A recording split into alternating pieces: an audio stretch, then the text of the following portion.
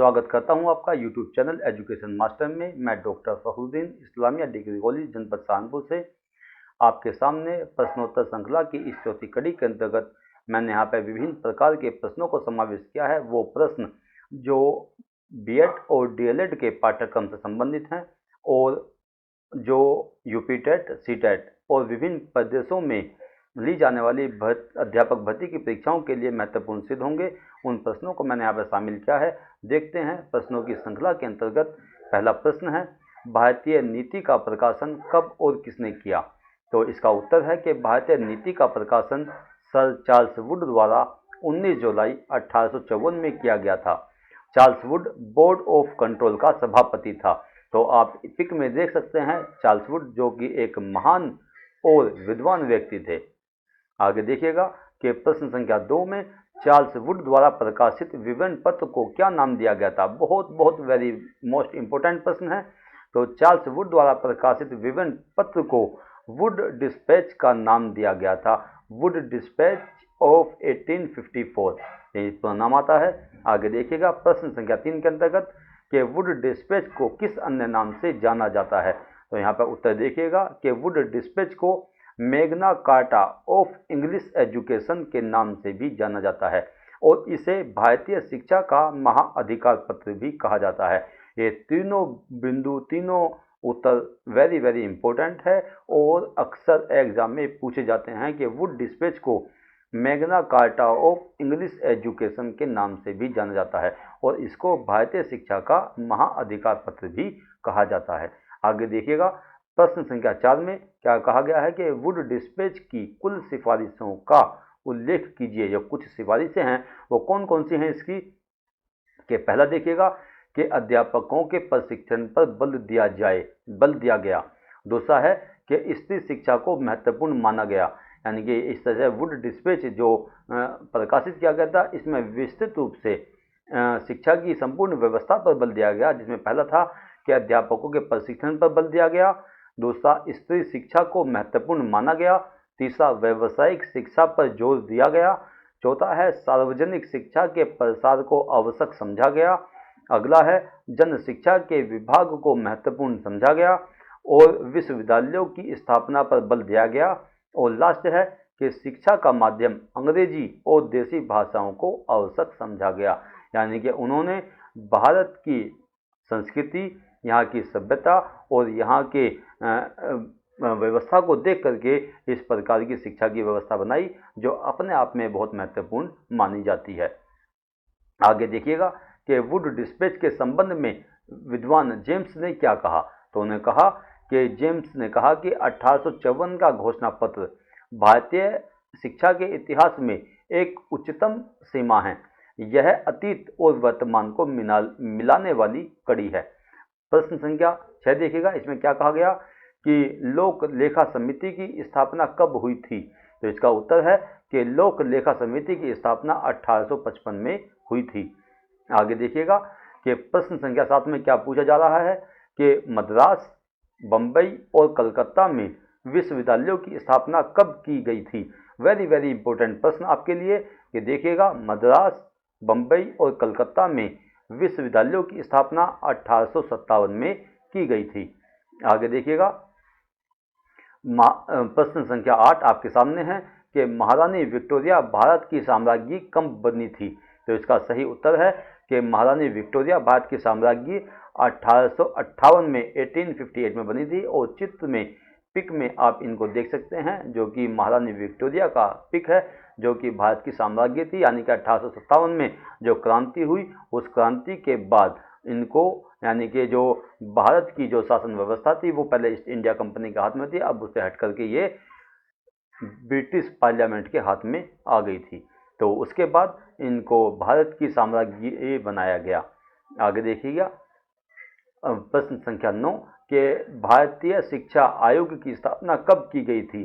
तो इसका सही उत्तर है कि भारतीय शिक्षा आयोग की स्थापना 3 फरवरी 1882 में की गई थी। नेक्स्ट देखिए कि प्रश्न संख्या 10 के भारतीय शिक्षा आयोग को किस अन्य नाम से जाना जाता है? वेरी इंपॉर्टेंट प्रश्न आपके लिए कि भारतीय शिक्षा आयोग को हंटर कमीशन के नाम से भी जाना जाता है। जो कि जिसकी यानी कि हंटर कमीशन की जो स्थापना हुई थी, अक्सर ये एग्जाम में क्वेश्चन पूछ लिया जाता है कि हंटर कमीशन की स्थापना कब हुई। तो हंटर कमीशन की स्थापना हुई 1882 में, 1882 में। आगे देखिएगा प्रश्न संख्या 11 में क्या कहा गया है कि भारतीय शिक्षा आयोग, जिसको हंटर कमीशन कहा जाता है, शिक्षा के किस स्तर से संबंधित था। वेरी वेरी इंपॉर्टेंट प्रश्न आपके लिए। देखिएगा कि भारतीय शिक्षा आयोग, जिसको हंटर कमीशन भी कहा जाता है, शिक्षा के प्राथमिक स्तर से संबंधित था। आगे देखिएगा प्रश्न संख्या 12 कि भारतीय शिक्षा आयोग हंटर कमीशन द्वारा किए जाने वाले जांच के बिंदु क्या थे, यानी कि जो उद्देश्य था हंटर कमीशन को नियुक्त करने का, वो उद्देश्य क्या था, उसको उद्देश्य आपके सामने है यहाँ पर कि 1854 यानी कि जो वुड डिस्पैच था उसके घोषणा पत्र के क्रियान्वयन की सीमा की जांच करना, यानी कि वो कितना क्रियान्वित हुआ और उसका क्या परिणाम हुआ, उसकी सीमा को जानना था। और दूसरा, घोषणा पत्र के क्रियान्वयन हेतु उपाय सुझाना था, यानी कि अगर क्रियान्वयन सही ढंग से नहीं हो पा रहा है तो फिर उसको क्रियान्वित कैसे किया जाए, उसके लिए उपाय सुझाने का कार्य हंटर कमीशन को सौंपा गया था, जो कि प्राथमिक शिक्षा से संबंधित था। प्रश्न संख्या 13 देखिएगा कि भारतीय शिक्षा आयोग हंटर कमीशन ने अपना प्रतिवेदन कब प्रस्तुत किया। तो भारतीय शिक्षा आयोग हंटर कमीशन ने 600 पृष्ठों का अपना प्रतिवेदन 1883 में प्रस्तुत किया। 1883 में इसको प्रस्तुत किया, यानी कि 1882 में उसको नियुक्त किया गया, कार्यभार सौंपा गया, और 1883 में उन्होंने 600 पृष्ठों का अपना प्रतिवेदन प्रस्तुत किया। आगे देखिएगा, बहुत ही महत्वपूर्ण प्रश्न आपके सामने आ रहा है, जो कि है कि शिमला शिक्षा सम्मेलन कब हुआ तथा इसका सभापति कौन था।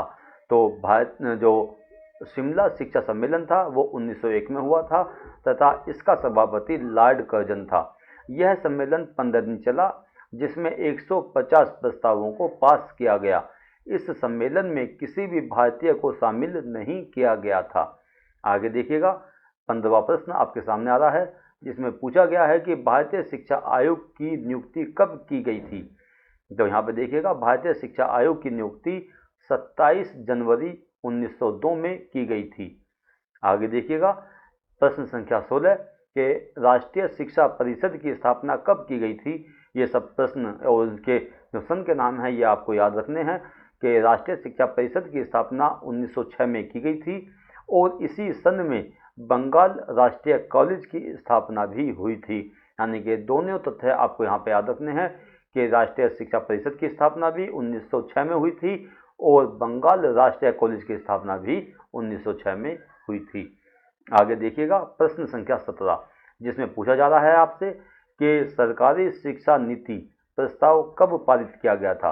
तो इसका सही उत्तर है कि सरकारी शिक्षा नीति का प्रस्ताव जो है वो 21 फरवरी 1913 में पारित किया गया था।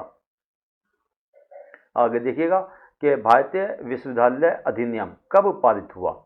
तो देखिएगा कि उसका उत्तर क्या है कि भारतीय विश्वविद्यालय आयोग के सुझावों एवं सिफारिशों के आधार पर लॉर्ड कर्जन ने, जिनका पिक आप स्क्रीन पर देख रहे हैं, ये लॉर्ड कर्जन है, उन्होंने 21 मार्च 1904 में एक विधेयक पारित किया जिसे भारतीय विश्वविद्यालय अधिनियम कहा जाता है।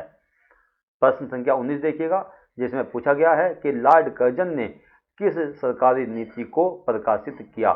तो इसका उत्तर है कि लॉर्ड कर्जन ने सरकारी प्रस्ताव के रूप में शिक्षा नीति को 11 मार्च 1904 में प्रकाशित किया था।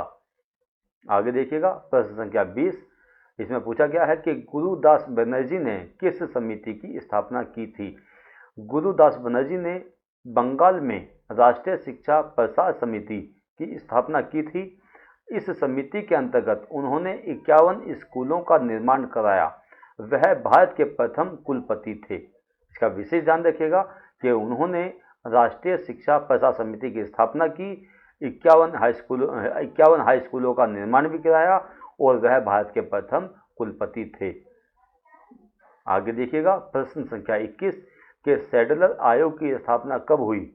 ये आप स्क्रीन पर देख सकते हैं। सैडलर, जो उनका फोटो यहाँ पर पिक लगी हुई है, कि स्नातकोत्तर शिक्षण के लिए और कलकत्ता विश्वविद्यालय की क्षमता की जांच के लिए 14 सितंबर 1917 को कलकत्ता विश्वविद्यालय आयोग की नियुक्ति की गई, जिसके अध्यक्ष लीड्स यूनिवर्सिटी लंदन के उप कुलपति डॉक्टर माइकल सैडलर थे। बात देख लीजिए कि ये उप कुलपति थे लीड्स यूनिवर्सिटी लंदन के, जिनका नाम था डॉक्टर माइकल सैडलर। आगे देखिएगा प्रश्न संख्या 22 में सैडलर आयोग ने अपना प्रतिवेदन कब प्रस्तुत किया? तो इसका सही उत्तर है कि सैडलर आयोग ने अपना प्रतिवेदन नियुक्ति के 17 माह बाद सन 1919 को प्रस्तुत किया और इस आयोग में एक अध्यक्ष तथा 6 सदस्य थे। इसको आपको ध्यान रखना है। आगे देखिएगा प्रश्न संख्या 23 में आपसे क्या पूछा जा रहा है कि कब तथा किस विश्वविद्यालय में सर्वप्रथम स्नातकोत्तर शिक्षा की व्यवस्था की गई थी? तो सन 1916 में कलकत्ता विश्वविद्यालय में उप कुलपति सर आशुतोष मुखर्जी द्वारा सर्वप्रथम स्नातकोत्तर शिक्षा की व्यवस्था की गई थी। इसके अलावा प्रश्न संख्या 24 में देखिएगा कि द्वैत शिक्षा पद्धति का सूत्रपात कब हुआ? तो उत्तर देखिएगा इसका कि सन 1919 में ब्रिटिश पार्लियामेंट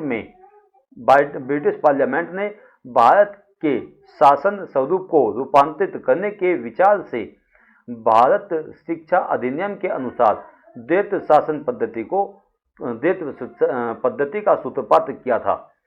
आगे देखिएगा कि प्रश्न संख्या 25 के साइमन कमीशन की नियुक्ति कब हुई? ये भी मोस्ट इंपोर्टेंट प्रश्न आपके सामने है कि साइमन कमीशन की नियुक्ति 8 नवंबर 1927 को हुई थी।